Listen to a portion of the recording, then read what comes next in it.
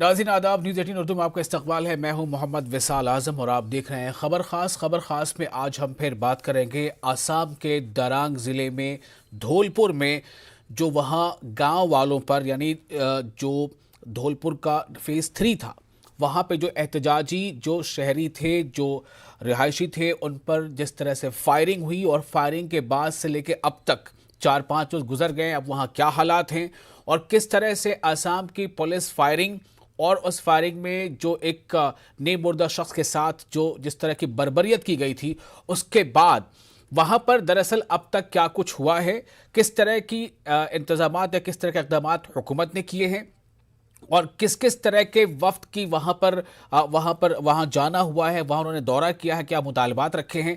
लेकिन साथ ही आपको ये भी बताएंगे कि दिल्ली समेत मुल्क के कई हिस्सों में इस मामले पर एहतजाज हो रहा है और मुतालबात हो रहे हैं कि वहां जो गांव वाले हैं, जो शहरी हैं धौलपुर के, उनके साथ इंसाफ का मुतालबा किया जाए क्योंकि वो हिंदुस्तानी हैं और ऐसे में हुकूमत की जिम्मेदारी किसी को बेघर करना नहीं बल्कि आशियाना फराहम करना होता है। तो अब तक का वहाँ क्या कुछ हुआ है, क्या बाज़ आबादकारी के नाम पर वहाँ हुकूमत के कुछ इक़दाम अब तक आगे आए हैं सामने, ऐसे तमाम मौज़ूआत पर करेंगे गुफ्तगू। जैसा आसाम के अंदर जो लोकतंत्र की हत्या हुई है, ये स्टेट टेररिज्म है। आसाम पुलिस जो कह रही है उससे हम सेटिस्फाई नहीं हैं। जो वहाँ लोगों की मृत्यु हुई है, क्या किसी के खिलाफ 302 का मुकदमा दर्ज किया गया है? असल में वो पॉपुलर फ्रंट को दबाने की बात नहीं है, वो पूरे समाज को दबाने की कोशिश है। ये Supreme Court monitored inquiry Assam violence के ताल्लुक से होनी चाहिए।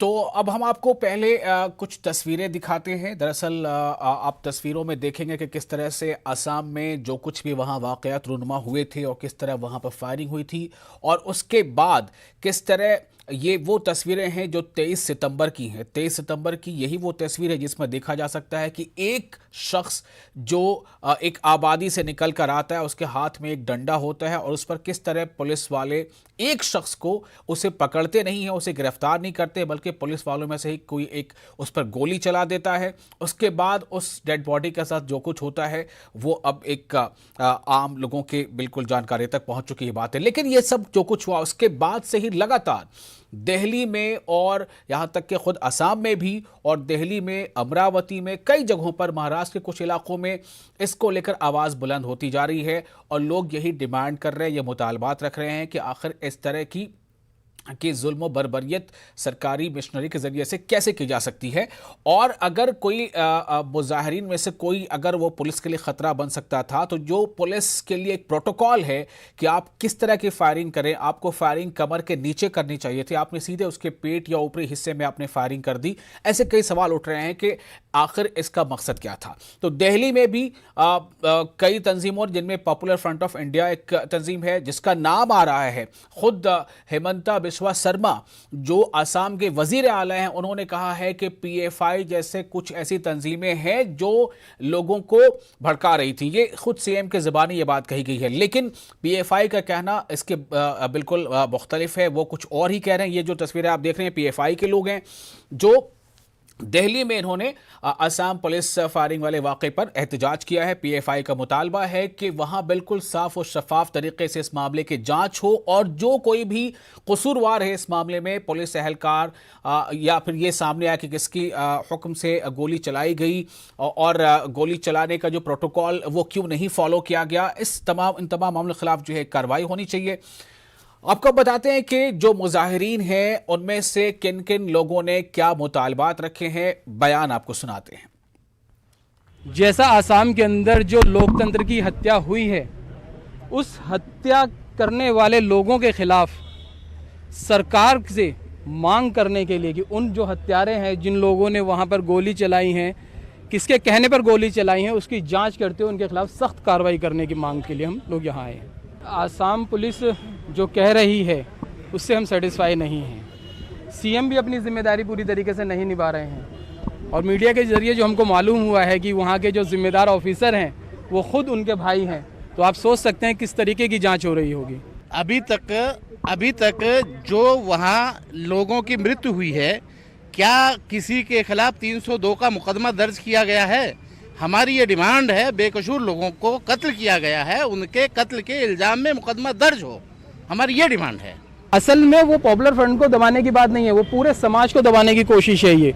वो अगर पॉपुलर फ्रंट को क्या है, पॉपुलर फ्रंट सिर्फ निशाना नहीं है, पूरा समाज, वो समाज जो आवाज उठाता है हक की, जो बात करता है लोकतंत्र की, वो उनके निशाने पर है। Supreme Court monitored inquiry Assam violence के ताल्लुक से होनी चाहिए, चूँकि आसाम में जो रिटायर्ड जजेस हैं उनकी लीनिंग बहुत सारे जजेस की संघ परिवार की तरफ है।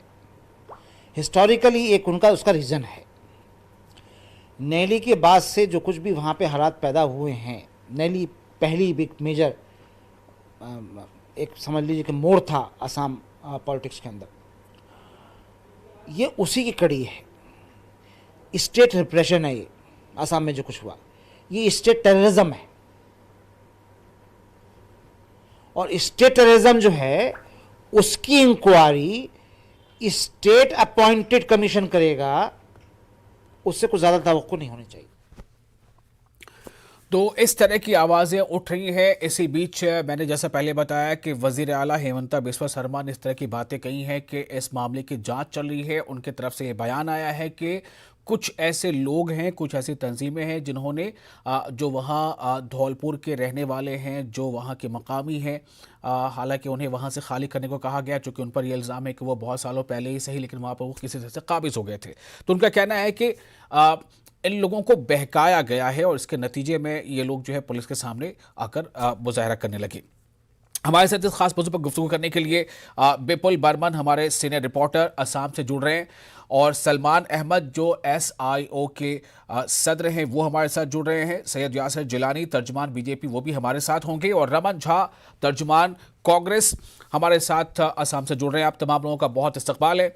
मैं सबसे पहले रमन झा साहब आपसे जानना चाहूँगा, जिस तरह का एक बहुत ही सख्त नोट लिया था आपकी पार्टी के लीडर राहुल गांधी ने, उसके बाद लगातार कई पार्टी के आपके बड़े बड़े लीडरों ने इस मामले पर जो है आवाज़ उठाई है। असम में कांग्रेस इसको लेकर काफ़ी मुखर है कि ये जो कुछ हो रहा है वहाँ के लोगों के साथ, ये कानूनी दायरे के हिसाब से नहीं हो रहा है।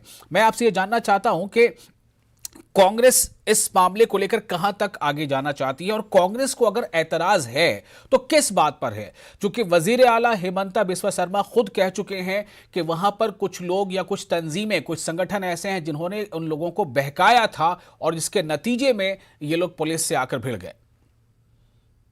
कांग्रेस पार्टी को सबसे पहले जो एतराज है वो है कि किसी भी निरीह जनता और निहत्थे जनता की सरकार द्वारा किसी भी प्रायोजित हत्या का कांग्रेस पार्टी विरोध करती है।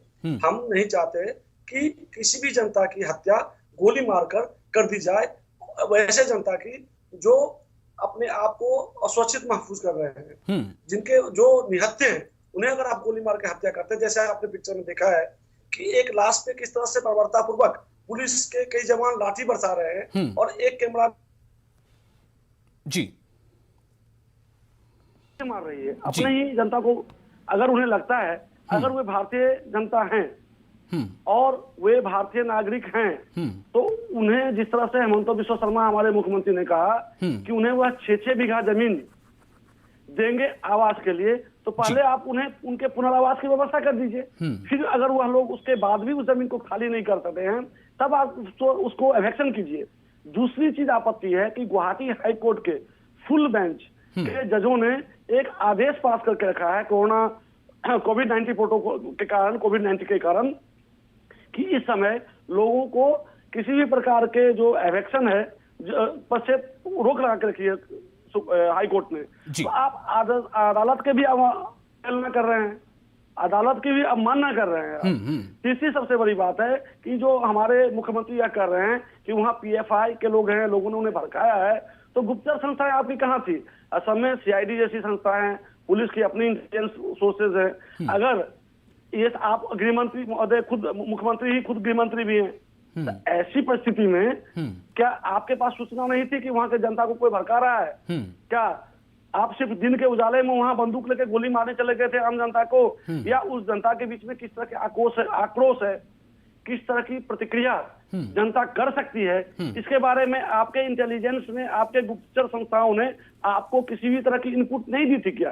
अगर दी थी, फिर भी अगर आपने इस तरह के कार्य किए हैं तो यह निंदनीय है। ठीक है। मैं अब हमारे साथ यासिर जिलानी जुड़ चुके हैं, बीजेपी के तर्जुमान। मैं उनका भी रिएक्शन लूंगा। यासिर, खबरें यहाँ हमारे रिपोर्ट के मुताबिक ये आ रही हैं कि जो कुछ हुआ 23 सितंबर को वो पूरी लगभग दुनिया ने देख लिया। सोशल मीडिया का ज़माना है। अब कितनी तारीफ होनी चाहिए हमारे इन इक़दामात की या नहीं होनी चाहिए, आप बेहतर समझते हैं। मेरा सवाल अब यह है कि आज भी वहां से रिपोर्ट है कि जो लोग एविक्ट किए भी गए हैं वो अब भी खुले आसमान के नीचे रहने को मजबूर है, ना उनके ऊपर छत है, और यहां तक कि उनकी शिकायत है कि उन्हें खाने पीने का सामान तक पूरी तरह से नहीं मिल पा रहा है। यासिर, कांग्रेस के जो इल्जामात हैं वो अभी आपने सुन ही लिए, बताइए।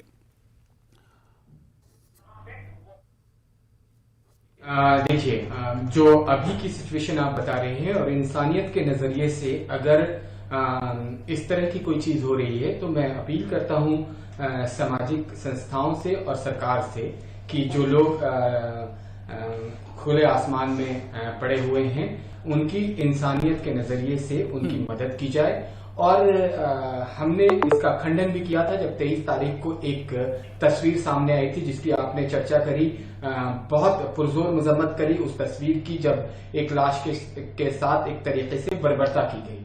लेकिन जरा सा इतिहास में जाने की जरूरत है। उस पूरे इलाके पे जो इंक्रोचमेंट करने वाले लोग हैं, जिनको हम माफिया कहते हैं, लैंड माफिया, उनका बहुत बड़ा बोलबाला है और वो एक नाम है लेकिन शक्लें अलग अलग हैं। और पूरे उस इलाके में इस तरह की बहुत ऐसी जगह हैं जहां पे उन्होंने गैर कानूनी तरीके से इंक्रोच किया हुआ है। और सरकार अगर गैर कानूनी तरीके से कोई काम होगा तो सरकार उसको सख्ती से निपटेगी। लेकिन जो जिन तस्वीरों की आप बार बार बात आ रही है मीडिया में, हम उसकी मजम्मत इंसानियत के नजरिए से करेंगे। और कांग्रेस तो इसमें बोलने का कोई राइट नहीं है कि कांग्रेस ने ही ये सारा का सारा जो अपने वोट बैंक के तुष्टीकरण का प्रकाष्ठा उसने बनाया हुआ है एक जमाने से, और उन लोगों को अपने वोट बैंक की तरह इस्तेमाल करती है जो ये इनक्रोच करते हैं।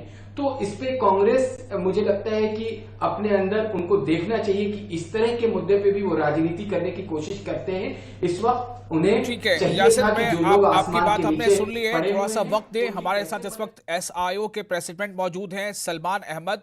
सलमान ने वहां उस इलाके का दौरा किया जो महलूक जिसे गोली मारी गई थी, जिसके जिस्म पर डांस किया गया था, उनके घर वालों से मिले। सलमान, मैं आपसे जानना चाहता हूं कि आपने वहां क्या देखा, और जो हमारे बीजेपी के तर्जुमान यासिर जिलानी साहब हैं उनको आप क्या बताना चाहेंगे? चूंकि ये बीजेपी में है, इनकी पार्टी की सरकार है, हो सकता है कि ये वो बातें अगर जान ले जो शायद नहीं जान रहे हैं तो वहां के लोगों के लिए कुछ मदद फराहम हो जाए। सलमान जी, देखिए, पहली बात तो ये कि जो चीज हमने वहां देखी उसको लफ्जों में बयान करना बहुत मुश्किल है। दूसरा, जिलानी साहब को हम कोई चीज नहीं बताना चाहेंगे क्योंकि जो आदमी देखना नहीं चाहता उसको कुछ नहीं दिखता। अदरवाइज जो देखना चाहता है उसको ये समझना चाहिए कि 12 साल के एक बच्चे की, शेख फरीद की डेथ हुई है। वो कोई प्रोटेस्टर नहीं था, वो कोई लैंड माफिया का नहीं था। 33 साल के जिस आदमी की डेथ हुई वो खेती बाड़ी करता था, मजदूरी किया करता था। तो बिल्कुल ही इनोसेंट सिविलियंस को मारा गया। जहां तक आप ये बात कर रहे हैं कि रेजिस्टेंस हुआ, तो ये फितरी बात है कि लोग सालों से एक जगह रह रहे हैं। जब आप उनको एक जगह से उठा के दूसरी जगह फेंकेंगे और ऐसी जगह फेंकना चाहेंगे जहां पे 6 महीने तक पानी भरा होता है, तो कोई आदमी वहां नहीं जा सकता। और जाहिर सी बात है कि हिंदू हो या मुसलमान हो, वो वहां नहीं जाएगा। तो हम ये कह रहे हैं कि ठीक है, एक गवर्नमेंट की लैंड है, गवर्नमेंट की लैंड थी तो ऐसा इंक्रोचमेंट हजारों जगहों पर है, लेकिन इंक्रोचमेंट को खत्म करने का ये तरीका नहीं है कि सिविलियंस पर गोलियां चलाई जाए। इस वक्त जो लोग वहां रह रहे हैं, इतनी शदीद सूरत हाल है कि ना वहां पे बराबर से खाने का इंतजाम है, ना मेडिकल सर्विस अवेलेबल है, ना उनके लिए ढंग के पीने के पानी का इंतजाम है। पूरे 25,000 एकड़ के इलाके में आपको कोई रोड नजर नहीं आएगी, कोई रास्ता नहीं है। 2 स्कूल से छोटे छोटे लोगों के पास पहनने के लिए कपड़े नहीं है और शदीद किस्म का क्राइसिस है। और इसमें हम समझते हैं कि एक तो जो बर्बरता वहां हुई, लोगों को मारा गया, उसके बाद जब डिस्प्लेस किया गया और डिस्प्लेस करके जहां रखा गया वहां भी कोई फैसिलिटीज जो है वो नहीं दी गई हैं। हमने पहला पूरा दिन ट्राई किया, डिप्टी कमिश्नर से मुलाकात की, SP से मुलाकात की, दोनों ने कहा कि हम आपको जाने नहीं देंगे, 144 है। आखिर में चीफ मिनिस्टर से मुलाकात हुई, उन्होंने अलाउ किया। एक डेलीगेशन हमारा कल गया, कुछ टीम आज है जो रिलीफ लेकर पहुंची है। जमातुल उलमा के लोग हैं, जमात इस्लामी के लोग हैं, लेकिन हम समझते हैं कि ये रिलीफ का काम होता रहेगा, लेकिन असल जिम्मेदारी गवर्नमेंट की है, उसको जो है वो उसको दुरुस्त करना चाहिए। और ये जो बात आखिरी बात बस ये कि बार बार कह रहे हैं कि कुछ लोगों ने भड़काया लोगों को, तो मैं बस ये पूछना चाहूंगा कि ठीक है, जिन्होंने लोगों को भड़काया आप उसका इन्वेस्टिगेशन कीजिए, लेकिन साथ ये भी बताइए कि पुलिस वालों को किसने भड़काया कि वो सिविलियंस पर गोलियां चलाएं। आप ये तो कह रहे हैं कि लोगों को भड़काया गया, पीएफआई ने भड़काया, इसने भड़काया। पहले तो पीएफआई वहां है ही नहीं, लेकिन सवाल ये कि पुलिस को किसने भड़काया कि निहत्ते लोगों पर, 12 साल के बच्चे पर गोली चला दे। ठीक है यासिर जिलानी इसका साहब, क्या मुझे जवाब है इसका आपके पास? जवाब थोड़ा चाहिए होगा, लेकिन पहले मैं अब रुख करूंगा बेपुल बर्मन का, जो सीनियर रिपोर्टर हमारे साथ जुड़ चुके हैं। बेपुल, मैं आपसे जानना चाहता हूं कि वहां पर करंट सिचुएशन क्या है? हाँ, अभी देखिए थोड़ा देर पहले जैसे आपने बोला था कि अभी भी जो वो एवेक्शन हुआ था वो ग्राउंड में ऐसे ही वो लोग का घर तो तोड़ दिया है, एवेक्शन हो गया, तो ऐसे ही आदमी लोग पड़ा हुआ है।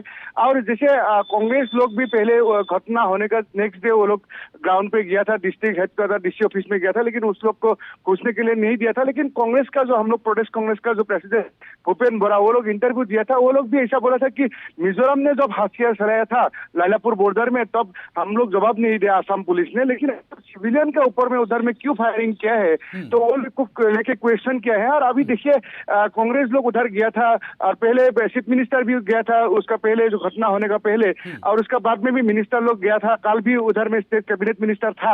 और आज AIDF जो बदरुद्दीन आजमल का जो पार्टी है वो लोग भी उधर में गया, वो लोग कोई सहायता सामग्री लेके उधर में गया है, जो 3 बार दमकल लेके गया है। अभी देखिए जो वो इंसिडेंट हुआ है उसको लेके पॉलिटिक्स ज्यादा हो रहा है, और एवेक्शन का लेके पॉलिटिक्स ज्यादा हो रहा है उधर में।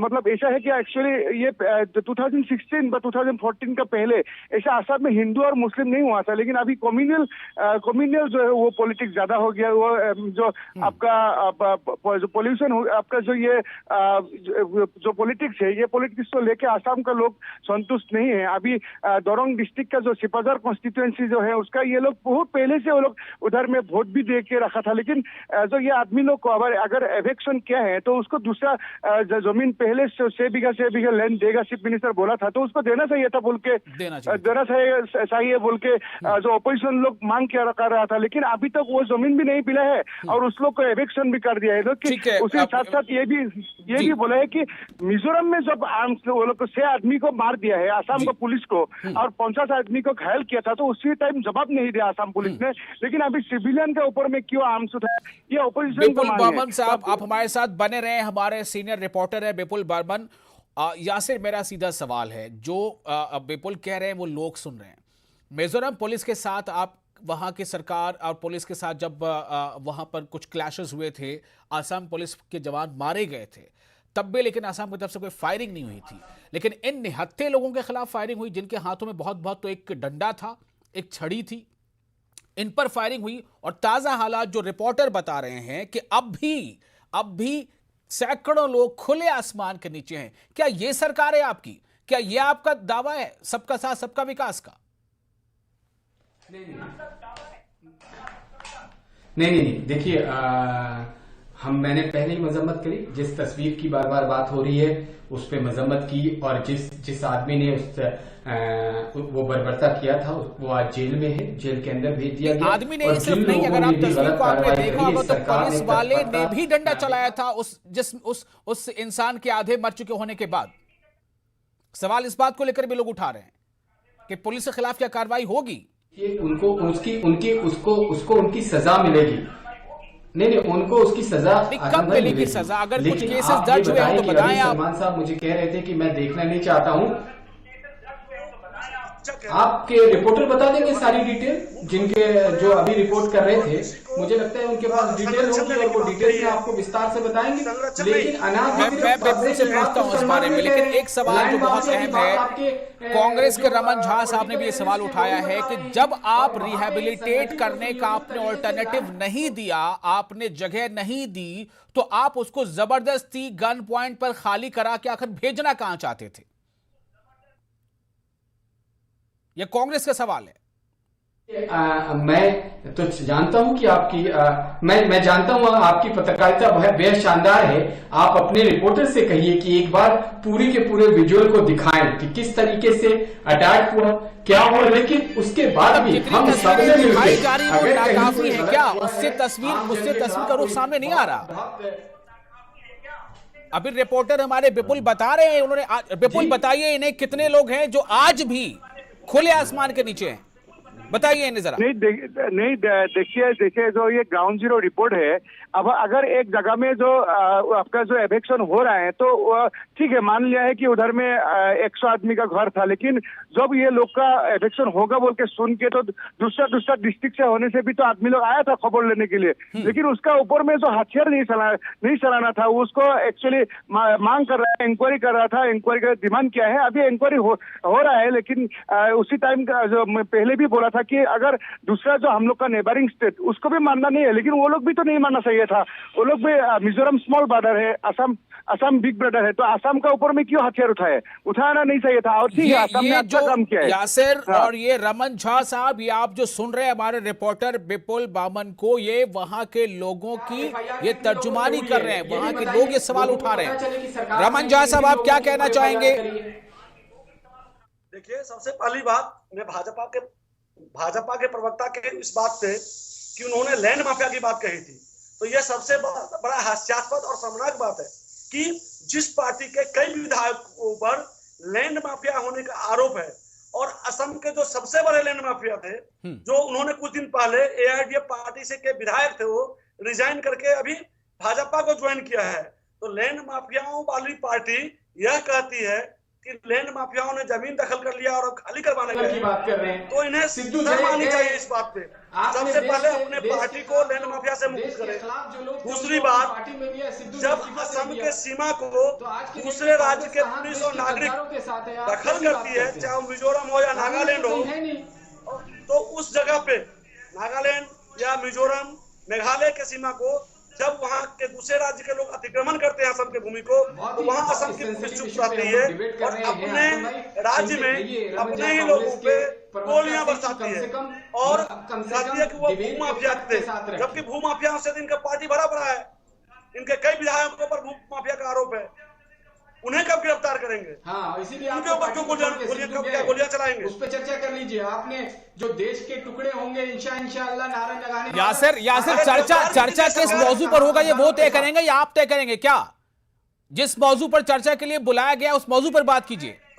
कोई भी क्या कर रही है भाजपा की केंद्रीय सवाल असम को लेकर है, आप इस पर बताइए ना कि आपकी सरकार क्या कर रही है। उसको पता ही नहीं है, आप बताइए इस पर। आपके सरकार में सामर्थ्य नहीं है कि देश के विरोध में बात करने वाले लोगों को। मैं तो बता रहा हूं, मैंने मजम्मत करी, मैंने ये कहा कि जो बर्बरता अगर किसी ने भी करी है, सरकार उनके खिलाफ एफआईआर करके उनके खिलाफ मुकदमा दर्ज के कार्रवाई हो रही है। जिस सरकार निकम्मी है या आपकी सरकार करी थी उसको जेल भेज दिया गया, तो सरकार अपनी तत्परता से काम कर रही है, आरोप लगाती है। आपको तो माफी मांगनी चाहिए देश से, आप लोगों को, कि बेवजह आप लोगों को परेशान करते हैं। अगर संगठन को ठीक करिए, आप लोगों ने देश को पिछले 7 साल 8 साल में बर्बाद कर दिया है पूरे कागार पे खड़ा है। आप लोगों को नौकरी नहीं दे पा रहे हैं, आप लोगों को शिक्षा नहीं दे पा रहे हैं।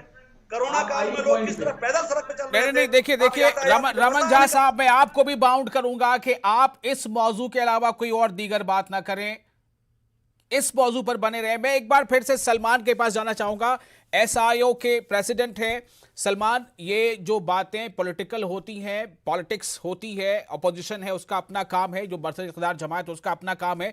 मैं एक बार फिर आपसे जानना चाहता हूं, चूंकि आपने इलाके का विजिट किया, मुझे सिर्फ बहुत ही खुलासे में ये बात बता दीजिए कि क्या वहां इस वक्त होना चाहिए, जो मुतासरीन है उनको इस वक्त क्या दरकार है?